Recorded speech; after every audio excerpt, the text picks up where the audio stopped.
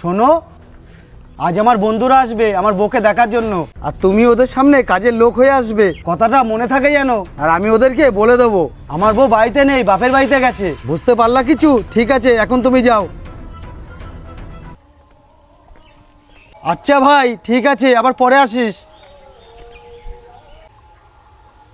আজ সবার সামনে আমাকে এভাবে অপমান না করলেই পারতে। আমাকে পছন্দ না যখন বিয়ে কেন করেছিলে? পছন্দ হওয়ার মতন আছে তোর মধ্যে কিছু? এটা তুই নিজে ভাবিস? শোন, যেরম আছিস সেরম থাক।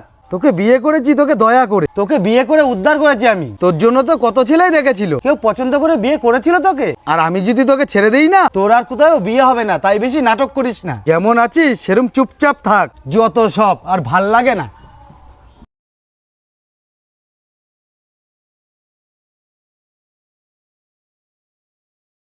ভাই ভাই ভাই, আমার কথাটা শোন, আমি কিছুদিনের মধ্যেই দিয়ে দেবো। আমি বললাম তো কিছুদিনের মধ্যেই দিয়ে দেবো। ভাই আমার একটা কথা শোন, এরকম করিস না। আমি বুঝতে পারিনি আমার সাথে এরকমটা হবে। আমি বুঝতে পারিনি আমি ব্যবসায় এতটা লস খাবো। হ্যালো হ্যালো ভাই শোন, একটা কথা আমার শোন। হ্যালো, হ্যাঁ দাদা, আমার কিছু টাকা।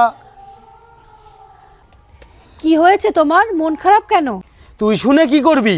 শোন, নেই মন মেজাজ ভালো নেই, সামনে এসে মুড খারাপ করিস না।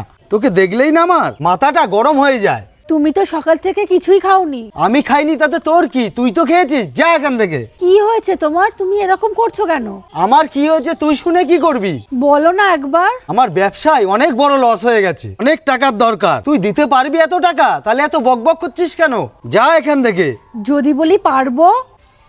মানে এটাই, এই যে তুমি বলছিলে আমাকে কাছে রাখার মতন না, ভালোবাসার মতন না। আমার মা আমাকে বিয়ের সময় কিছু গয়না দিয়েছিল।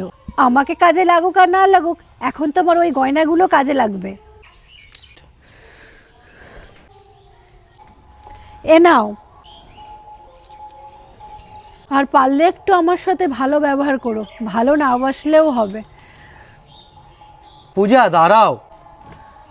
সরি পূজা, আমার অনেক বড় ভুল হয়ে গেছে। আজ আমি একটা কথা বুঝতে পেরেছি, যদি আমি সুন্দরী কাউকে বিয়ে করতাম তাহলে সবাই আমার বইয়ের রূপের প্রশংসাই করত, কিন্তু আমার মন সেই সুখ পেত নাকি আমি জানি না। আমি তোমার গায়ের রঙের জন্য কত কথা শুনিয়েছি, তুমি সব সহ্য করে আমার সম্মান রেখেছো, আমাকে ভালোবেসেছো। আমি হয়তো তোমার এই ভালোবাসার যোগ্য না। একটা মেয়েকে বিয়ে করে কখনোই এভাবে অবহেলা করা ঠিক না। কারণ তুমি যখন বিয়ে করেছিলে তুমি তাকে দেখে শুনেই বিয়ে করেছিলে, তাই বিয়ের পর তার গায়ের রং নিয়ে তাকে কথা শোনানো কখনোই ঠিক না। তো বন্ধুরা, ভিডিওটা কেমন লাগলো অবশ্যই কিন্তু জানিয়ে যেও। ভিডিওটা ভালো লাগলে লাইক কমেন্ট শেয়ার করতে কিন্তু ভুলো না। আজকের মতন এইটুকুই, টাটা।